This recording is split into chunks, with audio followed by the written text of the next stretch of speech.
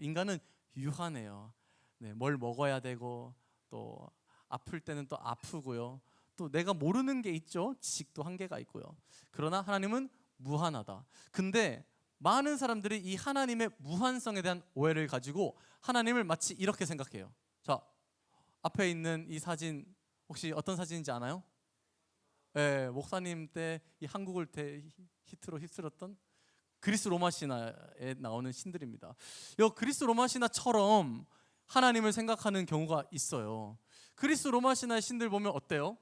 막 서로 싸워요. 의견이 안 맞아서. 또 막 결혼도 해요. 또 실수도 해요. 예, 그리스 로마 신화에 나오는 신들은 유한한 존재로 묘사가 되어 있습니다. 그런데 우리 하나님은 달라요. 우리 하나님은 무한한 분이세요. 그래서 때로는 어떤 친구들이 이 하나님을 유한한 분으로 착각하고요. 이런 생각을 하죠. 아, 하나님 이런 기도 저런 기도 들어주세요라고 기도하면서도 속으로 하나님이 과연 이 기도 들어주실 수 있을까? 이 기도 응답해 주실 수 있을까? 라고 말이죠. 근데 그러한 의심은요, 하나님의 무한성에 대한 오해를 가지고 있기 때문입니다.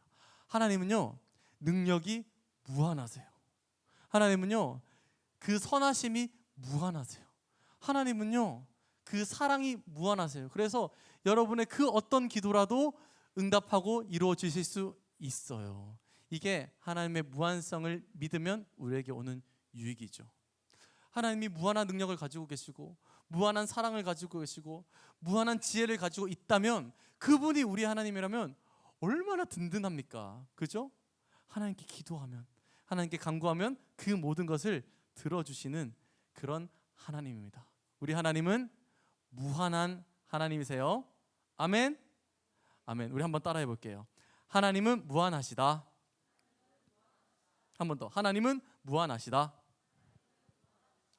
이 무한한 하나님을 우리가 깨닫게 되면요, 인정하게 되면 한 가지 현상이 벌어져요. 어떤 현상이냐면요, 바로 그분을 예배하게 된다는 거죠. 하나님의 무한성을 발견한 다윗은 그의 시편에 이렇게 기록을 하게 되었어요. 시편 145장 3절부터 5절. 여호와는 위대하시니 크게 찬양할 것이라 그의 위대하심을 측량하지 못하리로다. 대대로 주께서 행하시는 일을 크게 찬양하며 주의 능한 일을 선포하리로다. 주의 존귀하고 영광스러운 위엄과 주의 기이한 일들을 나는 작은 소리로 읊조리리이다. 이렇게 고백하게 되었습니다. 그 하나님의 무한성이 우리 예배의 근거가 된다는 거예요. 여러분이 하나님을 예배하는 이유, 하나님이 무한하시기 때문이다.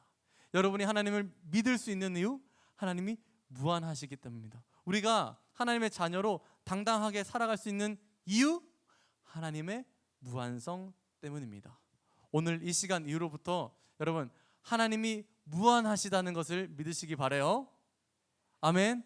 하나님은 우리와 같은 분이 아닙니다. 하나님은 무한하신 분입니다. 네. 하나님의 무한성에 대해서 나누어 보았습니다. 또 이제 두 번째로 한번 가볼게요. 하나님에 대해서 또 다른 오해가 있다면 바로 하나님의 초월성과 내재성에 대한 오해입니다. 자, 좀 어려운 단어가 등장했죠. 초월이라는 말이 무슨 말이냐면요, 우리를 아득하게 넘어 있다는 뜻이에요. 내재라는 말은 무엇일까요? 우리 속에 들어 있다라는 뜻이에요. 근데 하나님의 아득하게 초월적인 초월성과 또 우리 가운데 함께 하시는 그 내재성을 사람들은 많이 오해하고 있습니다. 어떻게 오해하냐면요, 하나님의 초월성에 대해서 이렇게 오해해요. 하나님은 무한하신 분이지 그 무한하신 분이 저 우주 멀리서 우리를 이렇게 팔짱 끼고 바라보고 계시지 마치 게임처럼, 이렇게 오해하는 사람들이 있단 말이에요. 여러분들의 중에 있었죠. 하나님이 나와는 상관없이 저 멀리서 이 세상을 그냥 관망하는 분이라고 생각한 사람들, 오해라는 거예요. 하나님의 초월성에 대한 오해. 그런 오해가 어떻게 되느냐면요, 바로 이신론이라는 잘못된 관념을 낳아요. 이신론은 세계를 창조한 하나님이 이 세계를 한번 창조해 놓고서 마치 거기에 간섭하지 않고 게임을 보듯이 인격적으로 간섭하지 않는다라는 그런 관점을 말해요. 하나님이 그런 분인가요? 아니죠. 아니죠. 하나님은 초월적이지만 또 우리 가운데 함께하는 분이기도 하죠. 여러분, 그거 사실을 이해해야 됩니다. 또 반대로 초월성 말고 또 뭐가 있었죠? 내재성. 내재성에 대한 오해도 너무나 많이 가지고 있어요. 하나님이 우리와 함께 계시고 우리 안에 마음속에 계시잖아요. 근데 그것을 오해해서 이렇게 생각하는 사람들이 있어요. 하나님이 모든 곳에 있어. 심지어 태양도 하나님이야, 바다도 하나님이야, 산도 하나님이야, 모든 것이 다 하나님이야 라고 오해해버리는 내재성의 오해가 생깁니다. 그렇게 모든 것을 하나님이라고 받아들이는 잘못된 신론이 바로 범신론인데요. 네, 현실, 우주, 자연 이 모든 것이 다 하나님이다 라고 믿어버리는 거예요. 맞나요? 아니죠. 하나님은 하나님이죠. 어떻게 태양이 하나님입니까? 어떻게 산이 하나님입니까? 바다가 하나님입니까? 동양에서 주로 이런 오해가 많이 벌어져요. 여러분 중에 혹시 일본 가본 사람? 일본, 나는 일본을 가본 적 있다. 자, 일본에 가면요, 여러분 흔하게 볼 수 있는, 가는 곳마다 있는 어떤 것이 있어요. 뭘까요? 마네킹이요? 마네킹 한국에도 많은데. 네, 신사죠, 신사. 어딜 가든 신사가 있어요. 그 이유는 일본 사람들이 이 하나님의 내재성에 대해서 오해를 했기 때문입니다. 길 가다 보이는 모든 것에 저기도 하나님이 계셔라고 오해해버린 거예요. 그러니까 길 가다 강아지를 봤어. 강아지님 여기도 하나님 계시죠. 강아지를 신으로 숭배해요. 고양이를 신으로 숭배해요. 또 뭐 어떤 바다나 산이나 강 이런 것들을 다 신으로 만들어버린 것이 일본입니다. 하나님의 내재성에 대한 오해죠. 오해. 여러분, 앞에 있는 이 이신론이 맞는 걸까요? 범신론이 맞는 걸까요? 자, 이신론이 맞는 거다라고 생각한 사람, 범신론적으로 봐야 된다라고 생각한 사람. 안 걸리네. 자, 둘 다 틀렸습니다. 자, 둘 다 틀렸죠. 하나님은요 초월적이지만 동시에 내재적인 분이세요. 하나님은요 우리를 초월해 계시지만 동시에 우리와 함께 계시는 분이에요. 초월성과 내재성을 둘 다 만족하시는 분입니다. 이게 어떻게 가능할까요? 이게 어떻게 가능할까요? 우리가 그분을 보면 됩니다. 바로 우리에게 인간의 모습을 입고 찾아오신 예수님. 우리 요한복음 1장 14절 말씀 다 같이 읽어볼게요. 앞에 보시고 다 같이 시작. 말씀이 육신이 되어 우리 가운데 거하심에 우리가 그의 영광을 보니 아버지의 독생자의 영광이요 은혜와 진리가 충만하더라. 아멘. 맞아요. 하나님은 초월적인 분이에요. 이 우주와 만물을 창조하시고 그의 섭리대로 경륜으로 다스리시는 분이에요. 그러나 동시에 우리를 너무나 사랑하셔서 인간의 몸을 입고 이 땅 가운데 예수님으로 오신 분이죠. 우리를 공감하시고 우리의 아픔을 아시고 심지어 우리 위해 죽으시고 지금은 어디에 계실까요? 우리 마음속에 계시는 분, 예수님. 그래서 하나님은 초월적이시고 동시에 내재적이신 분이다. 우리 한번 따라해 보겠습니다. 초월적인 하나님이 우리와 함께 계신다. 한 번 더. 초월적인 하나님이 우리와 함께 계신다. 네, 어때요 여러분? 여러분의 오해가 좀 풀립니까? 하나님을 저 멀리 나와 관계없는 저 외딴 곳에 계신 전능한 신이라고만 생각했다면 하나님이 우리와 함께 계시는구나, 우리의 마음을 아시고 위로하시고 회복시키는 내재적인 분이시구나 라는 것을 깨달으시기 바라요. 균형을 잡아야 돼요. 또 반대로 어딜 가든 다 하나님처럼 막 여기도 하나님 저기도 하나님, 뭐 아이패드의 신 여기도 하나님, 마이크의 신 다 하나님으로 생각했던 내재성에 대한 오해가 있으셨다면 여러분, 하나님은 초월적이시다, 이 우주 만물을 다스리시는 위대한 분이다 라는 초월성에 대한 감각도 갖추시길 바라요. 이 초월성과 내재성이 균형 잡히게 여러분 가운데 있어야 하나님을 바라보는 시선이 잘 세워집니다. 즉 믿음이 잘 성장할 줄 믿습니다. 초월성과 내재성, 초월적인 하나님이 우리와 함께 하신다. 자, 다음으로 또 넘어가 볼게요. 마지막, 하나님에 대한 마지막 오해, 바로 하나님의 계획성에 대한 오해입니다. 하나님의 계획성이라는 거, 계획성에 대한 오해입니다. 자, 질문 한번 해볼게요.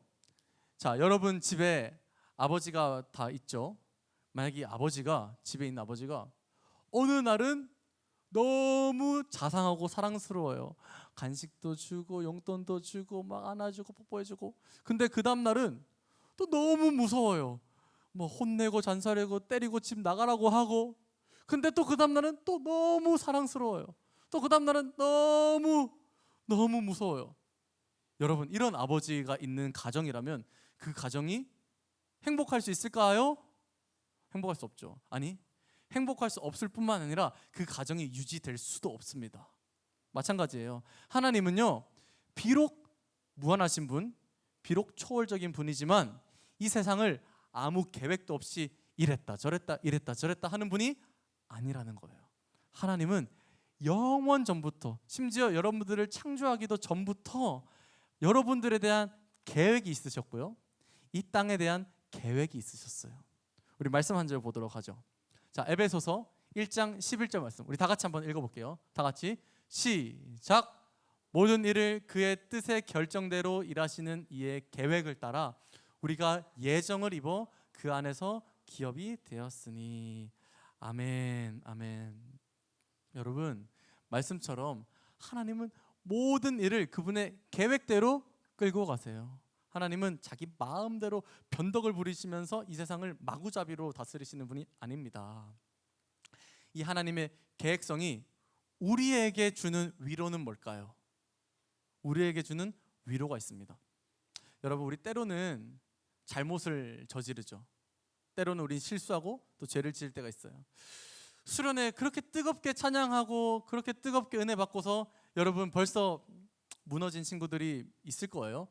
그러나 괜찮습니다. 왜? 하나님의 계획성 덕분에. 하나님은요, 영원 전부터 여러분 한 사람 한 사람을 자녀 삼기로 작정하셨고 구원하기로 작정하셨어요. 그 계획은 실패하지 않아요. 세상이 끝날 때까지 쭉 계획대로 진행이 돼요. 그렇다면 여러분이 잠깐 실수하고 잠깐 죄짓고 잠깐 무너졌다고 해서 여러분의 구원이 없어지는 걸까요? 아니겠죠. 아니겠죠. 이게 하나님의 계획성이 우리에게 주는 의미입니다. 우리가 때로는 넘어지고 때로는 실수하고 죄를 지어도 하나님의 전능하신 그 계획성으로 인해 우리의 구원은 안전하다. 우리의 구원은 안전하다. 끝까지 우리를 구원하실 것이다. 이 하나님의 계획성에 대한 오해를 푸시길 바라요. 하나님은 여러분을 하나님의 계획대로 구원하십니다. 아멘. 아멘. 그게 참 은혜예요. 그게 참 은혜죠. 자, 한번 따라해 볼게요. 하나님은 다 계획이 있다. 한 번 더. 하나님은 다 계획이 있다. 맞아요. 자, 우리 몇 가지 배웠습니까? 세 가지. 첫 번째, 하나님은 무한하신 분. 두 번째, 하나님은 초월자이시며 동시에 우리와 함께 하시는 내제자이신 분. 마지막으로 하나님은 계획성이 있다. 하나님의 계획성. 이 세 가지를 여러분들 마음에 꼭 붙들고 살아가면요, 우리가 어떤 믿음의 흔들림이 찾아와도 흔들리지 않아요. 우리가 믿는 하나님은 이런 분이기 때문에. 자, 그림을 한 가지 보여드릴게요. 좀 쉽게 여러분들이 요약 정리를 해드리기 위해서. 자, 여러분, 이런 그림이 있어요. 네, 목사님이 만든 그림은 아니고요, 유명한 그림이에요. 유명한 그림, 학계에서 유명한 그림인데요. 자, 위에 있는 큰 동그라미는 누구를 뜻할까요? 얼굴? 그러면 이건 목이냐? 자, 그럼 이건 어깨냐? 자, 위에 있는 큰 동그라미는 뭘까요? 하나님이세요. 하나님. 자, 그럼 자연스럽게 밑에 있는 작은 동그라미는 누굴까요? 우리 인간. 분명히 서로 다른 존재입니다. 인간은 유한한 존재, 하나님은 무한한 존재. 인간과 하나님은 분리돼 있어요. 분명히. 그러나 인간과 하나님을 잇는 선이 있죠. 선이 있죠. 하나님께서 우리 가운데 함께 하시다는 거예요. 모든 은혜와 사랑을 우리에게 위에서 내려주신다. 하나님은 우리와 다른 존재, 무한한 존재지만 또한 우리를 사랑하시고 우리와 연합되기를 원하시는 분이다. 이 그림을 여러분 머리에 딱 각인시키세요. 그래서 믿음이 흔들릴 때마다 하나님 무한하신 분이지, 우리는 유한하지만 그 하나님의 사랑이 내려오지, 우리는 하나님과 연결되어 있지, 이렇게 생각하시면 좋겠습니다. 자, 이 하나님에 대해서 더 살펴보고 싶지만 하나님에 대해서 살펴보면 몇 달을 더 걸려도 다 살펴볼 수가 없어요. 이제 또 다음 인간에 대해서 한번 또 오해를 풀어보도록 하겠습니다.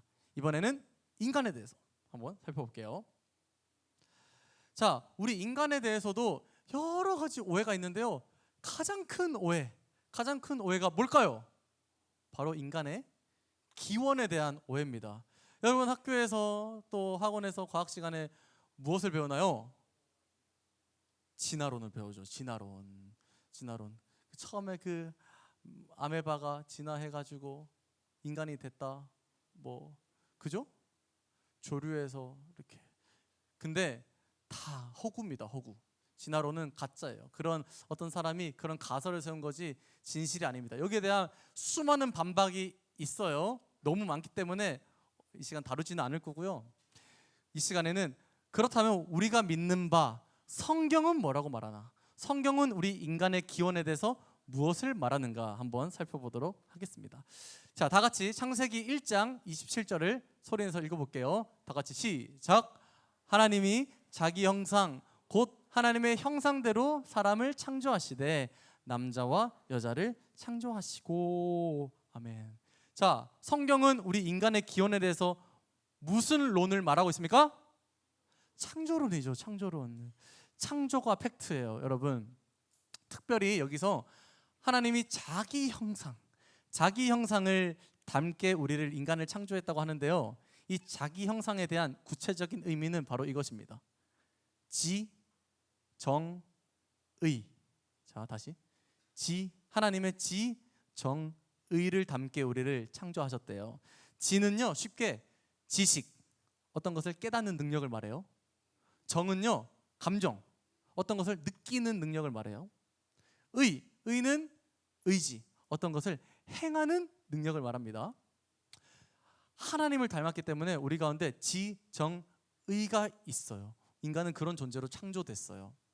자, 한번 물어볼게요. 여러분들 집에 애완동물 있으시겠죠? 혹은 뭐 동물원 가서 동물을 본 적이 있으실 거예요. 동물 중에 어떤 것을 깨달은 동물을 본 적 있는 사람? 강아지가 나 두 발로 걷는 법 깨달았어. 딱 걸어요. 네. 본 적 있는 사람? 네. 없죠. 없어요. 또 뭔가 창의적인 거. 동물 중에 문학 소설을 쓰는 동물을 본 적 있는 사람? 없어요. 인간만 가지고 있는 능력입니다. 또 감정도 마찬가지예요. 우리 인간만 가지고 있습니다. 동물 중에 사랑해서 눈물 흘리고 가슴 아파하는 동물 본 적 있는 사람? 없어요. 뭐 그들이 이 동물들이 가지고 있는 본능 때문에 주인을 사랑하죠. 그러나 좀 더 복잡한 감정을 가볼까요? 막 동물들 중에 수련회 가고 싶어서 막 설레하는 동물을 본 적 있는 사람? 막 설레? 없죠. 좀 더 고차원적인 감정을 가볼게요. 여러분들 중에 이 감정을 느낀 친구들이 있는지 모르겠지만 사랑하기 때문에 널 보내줄게. 자, 동물 중에 이런 감정을 가진 동물 없습니다. 오직 인간만 가지고 있는 하나님의 형상이죠. 자, 마지막 또 의지에 대해서. 자, 지금 여러분 막 졸리죠? 피곤하죠? 그런데도 설교 시간이니까 억지로 참고 버티고 있죠? 동물 중에 졸린 거 참는 거 본 적 있는 사람? 강아지가 졸린데 참고 있다고요? 말이 안 되죠. 또 동물 중에 다이어트를 하는 동물 본 적 있는 사람? 막 먹고 싶은 욕구를 참는 동물 없어요. 이런 정의는 하나님의 속성입니다. 하나님을 닮은 우리 인간만 가지고 있어요. 그래서 인간은 진화된 존재가 아니라요, 창조된 존재입니다. 한번 따라해 볼게요. 인간은 창조된 존재다. 한 번 더. 인간은 창조된 존재다. 네, 머릿속에 꼭 기억하시길 바래요. 여러분들이 학교에 가거나 학원에 가거나 앞으로의 사회생활을 하게 되면 막 진화론에 대해서 얘기할 거예요. 여러분 분명히 흔들리실 겁니다. 그러나 우리는 성경을 진리로 믿죠. 하나님께서 인간을 하나님을 닮게 창조하셨어요. 네, 여기에 대한 교리를 확실히 붙드시기를 바라겠습니다. 자, 또 인간에 대한 오해가 있어요. 자, 두 번째, 바로 인간의 상태에 대한 오해입니다. 인간의 상태에 대한 오해. 많은 사람들이 인간 또 자기 스스로가 아주 합리적이라고 생각합니다. 그죠? 나는 아주 이성적이고 나는 완전하다고 생각해요. 그러나 성경은 어떻게 인간을 정의하고 있는지 한번 볼까요? 자, 로마서 3장 23절 다 같이 읽어볼게요. 자, 집중. 다 같이 시작. 모든 사람이 죄를 범하였음에 하나님의 영광에 이르지 못하더니. 인간은요, 안타깝게도 죄인의 상태에 있습니다. 우리 모두는 죄인이에요. 어쩌면 여러분들이 어떤 선한 일을 하려고 마음을 먹었지만 매번 실패하는 이유, 여러분들이 무엇 하나를 끝까지 해내지 못하고 좌절하는 이유, 또 이 사회가 어둡고 암울한 이유, 우리 인간의 상태가 죄인인 상태이기 때문이에요. 이제 퍼즐 조각이 좀 맞춰지죠. 왜 우리가 자꾸만 무너지고 실패하고 잘 못할까? 죄인이기 때문이에요. 혹시 이런 친구들 있나요? 아니 목사님, 저 한 번도 경찰서 가본 적도 없고요, 나쁜 짓 해본 적도 없고요, 뭐 교도소를 갔다 와본 적도 없는데 왜 제가 죄인이에요? 저 죄인 아니에요 라고 속으로 생각하는 사람들이 있을 겁니다. 그런데 그렇게 말하는 이유는 죄를 너무 행위론에 근거해서 이해했기 때문이에요. 죄는 행위뿐만이 아니에요. 예수님이 이렇게 말씀하세요. 예수님은 죄에 대해서 이렇게 말씀하십니다. 요한일서 3장 15절인데요. 그 형제를 미워하는 자마다 살인한 자니 살인하는 자마다 영생이 구속에 거하지 아니하는 것을 너희가 아는 바라. 죄는요, 마음의 문제입니다. 마음의 문제. 이런 의미에서 여러분들 중에 자신 있게 저는 죄인이 아닙니다 할 수 있는 사람 있습니까? 부끄럽지만 목사님도 이번 한 주 동안 수많은 사람들을 죽인 것 같아요. 네, 수련회 때도 여러분들 몇 명은 죽인 것 같아요. 말 안 들어가지고. 우리는 마음으로 죄를 짓습니다. 누구도 피해갈 수가 없어요. 이게 바로 인간의 상태라는 거예요. 물론 처음부터 그렇게 창조된 것은 아니에요. 하나님이 우리를 완전하게 창조하셨지만 어떤 일이 일어났습니까? 아담과 하와가 먹지 말아야 할 그 선악과를 먹어버렸죠. 불순종. 인류의 조상의 첫 범죄로 인해서 우리 DNA에 죄의 DNA가 새겨지게 됐어요. 그 후로 모든 인간은 죄인이 된 것입니다. 우리의 지정의도 모두 타락해서 하나님을 대적하고 하나님 떠난 그런 결정과 행동을 하게 됩니다. 여러분, 이게 바로 우리 인간의 상태예요. 한번 따라해 보겠습니다. 인간은 죄인이다. 한 번 더. 인간은 죄인이다. 인간에 대해서 두 가지 교리를 살펴보았죠. 첫 번째, 인간은 창조된 존재다. 두 번째, 그러나 인간은 안타깝게 죄인의 상태에 빠지게 되었다. 자, 그림을 한 번 더 볼게요. 자, 아까 보았던 그림 비슷한데 뭐가 다르죠? 자, 뭐가 다릅니까? 맞아요. 눈썰미 좋은 친구들 아시겠죠? 떨어졌어요. 하나님께로부터 오는 생명과 은혜와 사랑과 그 모든 선한 것들이 공급되지 않아요. 죄로 인해서. 자, 어떻게 될까요? 물고기를 물 밖에 꺼내놓은 것처럼, 또 식물을 뿌리채 뽑아버린 것처럼 급속도로 죽어가기 시작합니다. 급속도로. 우리 상태가 급속도로 사망을 향해서 가는 상태인 거예요. 너무나 안타깝죠. 다시 한번 우리가 생명을 회복하고 하나님께 가기 위해서는 이 벌어진 간격을 누군가가 메꿔야 합니다. 누군가가 메꿔야 해요. 그 누군가가 누구실까요? 다음 주 2탄에 공개하겠습니다. 다음 주에 이 간격을 메꾸신 그분이 누구신가? 다음 주 2탄에 공개하도록 하겠습니다. 그래요, 사랑하는 여러분, 벌써 물론 좀 힘드셨을 거예요. 좀 딱딱한 교리를 여러분들에게 전해드렸는데 힘드셨을 거예요. 그러나 여러분 분명하게 여러분의 믿음이 단단해졌을 겁니다. 하나님에 대한, 또 우리 인간 상태에 대한 오해가 풀리셨을 거예요. 이렇게 하나님을 더 잘 배워가고 믿음이 성장하는 그런 은혜가 있기를 바라요. 다음 주에는 이 간격을 누가 메꾸셨는지에 대해서 나눠보도록 하겠습니다. 자, 오늘은 목사님의 책 소개로 마무리하려고 하는데요. 이 강의 내용들을 목사님이 이 쉬운 교리라는 책에서 발췌했어요. 우리 박재은 교수님이 쓴 책인데 되게 쉽습니다. 여러분들이 관심 있다면 한번 구매해서 읽어볼 수 있을 만큼 쉬워요. 네, 여러분들이 여러분의 그 교리, 믿음을 더 견고히 하고 믿음이 성장하는 그런 하나님의 자녀들 되기를 축복하겠습니다.